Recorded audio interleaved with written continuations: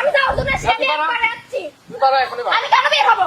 এই সরো, কিসের জন্য আমি তোমার বাড়ি যাবো? তুমি আমার সাথে প্রতারণা করলে কেন? আমার সাথে যোগাযোগ করতেছো না কেন? কিসের জন্য? আমি যাবো না, আমি যাবো না, আমি আছি এখানে থাকবো। কেন আসবো? তুমি আমার সাথে যোগাযোগ করতেছো? আমার কোনো রিলেশন আছে? অবশ্যই আছে। তুমি আমার সাথে প্রতারণা করলে কেন? মারবো কিন্তু। মারবা কেন? আমি জানি না, আমি বিয়ে করছি। বাসা চলে যাও ভাই, কিছু হয়নি। যা ভাই যা। কিসের জন্য? আমি যাবো না, চলে যাও। আমি যাবো না। আমি এটা বললাম, আমি যাবো না। কেমনে দিয়ে পাঠাবো? আমি তো ভালো করে বলতেছি, তুই এখান থেকে চলে যা। কি হচ্ছে? সালাম। এই মেয়ে কি হচ্ছে এখানে? আর ভাই আমি ওর সাথে লেখাপড়া করছি দীর্ঘ 4 বছর। দীর্ঘ 4 বছর লেখাপড়া করছি, সম্পর্ক ভালো, প্রেমের কোনো সম্পর্ক নাই। 4 বছর পরে হঠাৎ করে বাসায় এসে বলতেছে আমার পেটে বাচ্চা, তোমার বাচ্চা, তুমি আমার দাও। এটা কোনো সম্ভব? এই মেয়ে কি বলে? এমনি ডিস্টার্ব তো, ফুল ডিস্টার্ব নেই। মিথ্যা কথা বলতেছে। আপনি দেখবেন, আর দেখেন, ফোনে দেখেন। ওর সাথে আমি একসাথে কলেজে লেখাপড়া করি। ওর সাথে আমার 4 বছর ধরে সম্পর্ক। এই যে দেখেন ছবিগুলা, ওর সাথে আমার কি সম্পর্ক? ওই 4 বছর ধরে আমার সাথে স্বামী স্ত্রী লাগান দিয়ে আমার সাথে থাকে। থাকার পরে হচ্ছে যে এখন 3 মাস হচ্ছে আমার সাথে কোনো যোগাযোগ করতেছে না, আমার ফোন ধরে না, আমাকে সব জায়গায় থেকে block করতেছে। কি হয়েছে ভাই? আমি একটা প্রেস থেকে আসছি ভাই, একটু কথা বলতেছি। আপু আপনি কোথা থেকে আসছেন, কেন আসছেন, কি সমস্যা? এই দাঁড়ান। ভাই আমি ঢাকা থেকে আসছি। ঢাকা আমি থেকে আসছেন এখানে? আমি আরো একসাথে ঢাকায় পড়াশোনা করি। জি। 4 বছর ধরে ও আমার সাথে সম্পর্কতে আছে, আমাকে বিয়ে করবে প্রতিশ্রুতি দিছে। দেওয়ার পরে ও কিন্তু আমার সাথে, আমরা কিন্তু হচ্ছে ঢাকায় কোনো মেসে থাকি না, আমি ওকে নিয়ে বাসা নিয়ে থাকি। ও আমার সাথে হচ্ছে হাজবেন্ড ওয়াইফের মতো থাকে। থাকার পরে এখন হচ্ছে অস্বীকার করতেছে ওর সাথে নাকি আমার কোনো সম্পর্ক নাই। আমার 3 মাস হচ্ছে আমার পেটের বাচ্চা, ওকে আমি কোথায় না কোথায় খুঁজেছি, ওই আমার সব নাম্বার ব্ল্যাক লিস্টে রেখে দিছে। আরে না, আমি বলি এগুলো সব মিথ্যা কথা। মিথ্যা কথা না, একদম মিথ্যা কথা। এগুলো কোনো প্রমাণ নাই। এগুলো ছবি এখন এডিট করা যায় না? এখন তো এডিট করা যায়, তাই না? আচ্ছা দাঁড়ান তো আগে আচ্ছা আচ্ছা দেখেন তো না তো সবই তো ঠিক আছে। আমি চাই ওই ওকে বিয়ে করুক। আমার বাপের জমি বেচা পর্যন্ত ওকে আমি টাকা দিছি, ওই টাকাটা আমার উপরে থাকছে, কাছে পড়ছে, আমি ওর খরচ ইয়ে করছি। সম্পর্ক আপনার 4 বছর হচ্ছে। 4 বছর? আচ্ছা যখন শুনছে আমি প্রেগনেন্ট হই যে ওই আসতেছি বলে পালালো, আর খুঁজে পাইনি ওকে। আমি 3টা মাস ধরে খুঁজতে আমি আজকাল বাইরে থেকে আমার গায়ে পর্যন্ত হাত তুলছে। আপনি থামেন। আপনি কি এলাকার মুরব্বী? জি আমি আচ্ছা আপনার এলাকায় যে এরকম দুর্ঘটনা ঘটছে বা একটা মেয়ে আসছে, তো এর জন্য আপনি কত পরবর্তীতে কি স্টেপ নেবেন? আসলে আমি তো জানি না, এই মাত্র আমাকে একজন খবর দিল। আমি এই আশা করি আপনি চলে আসছেন। ঠিক আছে, আমরা এটা দেখতেছি, ওই মেয়েটা যেটা বলতেছে এটা সত্য কতটুকু আছে এটা আমরা যাচাই বাছাই করে ওর কাছ থেকে শুনে যদি সেরকম হয় তাহলে ওদেরকে বিয়ে দিয়ে দিই। আমার আজকে এটাই সমাধান করে দেন। আমি আপনাকে কাছে সবার কাছে হাত জোর করে বলতেছি, আমি একটা মেয়ে মানুষ।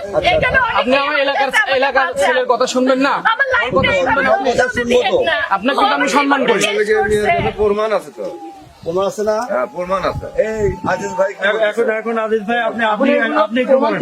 আপনি তো এর বাড়ির পাশে থাকেন, এই যে মেয়েটা আসছে এত দূর থেকে, তো যদি এই মেয়েটার যদি সম্পর্ক সত্য না হতো তাহলে তো এই পর্যন্ত সে আসতো না। তো বিষয়টা হলো যেহেতু আপনারা গ্রামের গণ্যমান্য ব্যক্তি আছেন, আপনার বাড়ির পাশে তারা থাকে, তো এর একটা মিউচুয়াল অবশ্যই সংগ্রহ করবেন। না হলে আসসালামু আলাইকুম দর্শক, আমি এফএ সেন্টার থেকে বলছি। দেখেন বগুড়া জেলার প্রত্যন্ত অঞ্চলে একটা মেয়ে একটা ছেলের সাথে সম্পর্ক, সেই সম্পর্কের জের ধরে সে আজকে ঢাকা থেকে এই পর্যন্ত আসছে। তো এই সংবাদটা পরিচালনা করার জন্য আমি গ্রাম পর্যন্ত চলে আসছি, পাশ দিয়ে যাচ্ছিলাম, একজন আমাকে বললো, এই জন্য আমি এখানে আসছি। তো এখানে মোটামুটি অনেক লোকজন আসছে। আপনারা একটু ক্যামেরাটা একটু ঘুরায় দেখেন, ক্যামেরা দেখেন কতগুলো লোকজন জড়ো হয়েছে এই ঘটনার বাস্তবতা এবং সত্যটাকে যাচাই করার জন্য বা কথা বলার জন্য। আমি এলাকার মেম্বার সাহেবের সাথে কথা বলছি। আমার এলাকার আরেকটা বড় ভাই, কি নাম বললেন ভাই? ফারুক ভাই আছেন, পাশে আরেক ছোট ভাই আছেন, তাদের কাছ থেকে আমি জেনে নিচ্ছি। পাশাপাশি মূল ভিকটিম যিনি, সেটা হচ্ছে রাকিবের ভাষ্যটা নেব আমরা। তবে মেয়েটার সুষ্ঠু সমাধান না দেওয়া পর্যন্ত আমিও এখান থেকে যাচ্ছি না। আপনারা পাশে থাকুন, দেখতে থাকুন, আছি ইনশাল্লাহ, দেখা হবে, কথা হবে। তারপর রাকিব, আপনার ভাষ্যটা কি একটু জানতে চাচ্ছি। ওনার সঙ্গে আমি লেখাপড়া করছি, ঠিক আছে, ঢাকাতে ছিলাম, অনেকদিন ছিলাম, ফ্রেন্ডের মতো মেলামেশা করছি, কিন্তু আমাদের রিলেশন প্রেম পর্যন্ত যায়নি, বা পেটে বাচ্চা যাচ্ছে, এগুলো সব ভুয়া। ঠিক আছে, একটা ভালো সম্পর্ক থাকলেও কিন্তু ছবি তোলাই যায়। আর এই প্রমাণ আছে বিদায় এটা না যে তার পেটে আমার বাচ্চা। আমি তো দীর্ঘ 4 বছর ধরে বাসায়, আপনারা তো জানেন এদের এলাকার মেম্বার সাহেব আছে। 4 বছর ধরে তুমি তো বাসায় থাকো, তাহলে ঢাকা থাকলে কেমনে? তোমার পড়াশোনা তো এখনো কমপ্লিট হয়নি, তোমার সার্টিফিকেট পর্যন্ত আমার ব্যাগের মধ্যে আছে, তাহলে সেগুলো আমার কাছে থাকবে না। সত্যটা না থাকলে তো এই মেয়েটা আসেনি। তোমার আব্বা আসতে না পারছে আব্বা নাই, আব্বা জমিত গেছে। আরে ভাই মিথ্যা কথা বলতেছে, ঢাকা আরো আমাদের যেগুলো বন্ধু বান্ধব আছে তাদের কাছে বন্ধু টাকা নিয়ে চলে আসছে, অন্য তো একদম সবাই মিথ্যা টাকা কথা। পায়। ও একটা একদম মিথ্যা সিনিয়র কথা। আমার সাথে আমার জীবনটা নষ্ট করছে, তারপরে আমি চাইবো ওর সাথে থাকবো। আপনার এলাকার সবাই ওর চেহারাটা ভাইরাল করে দেন ভাই, ওই হচ্ছে যেন আর ওর চেহারা ভাইরাল করবে, আমার এ ভাই ওর চেহারা ভাইরাল করে দেন তো। আমারটা ভাইরাল টাকা বেদব, টাকা বেদব। ভাই আপনি ব্যাপারটা বুঝতেছেন না। আমি যে চ্যানেল থেকে প্রচার করতেছি আমি শুধু বিয়ে ওর শাদী করতে ফেসটা পারতেছি ভাইরাল না। হবে না, আপনারটাও তো আমি ভাইরাল বিয়ে হবে। শাদী করতে পারতেছি না, এটা হচ্ছে আমার ক্লিয়ার কথা। আর এই হচ্ছে বেদব মেয়ে, বেদব মেয়ে বলে একদম বেদব মেয়ে, সবাই জানে এই বেদব।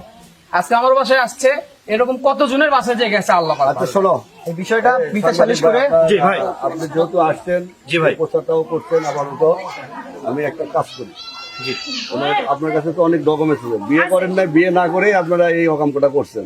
অকাম তো করছেন ভালোই। বিয়ে করব, ওকে বলতাম, ওকে খালি বলতাম যে বিয়ে করি, চলো বিয়ে করি। এক কথা বলে এখনো পড়াশোনা শেষ হয়নি, আপনারও পড়াশোনা আছে। শেষ হয়নি।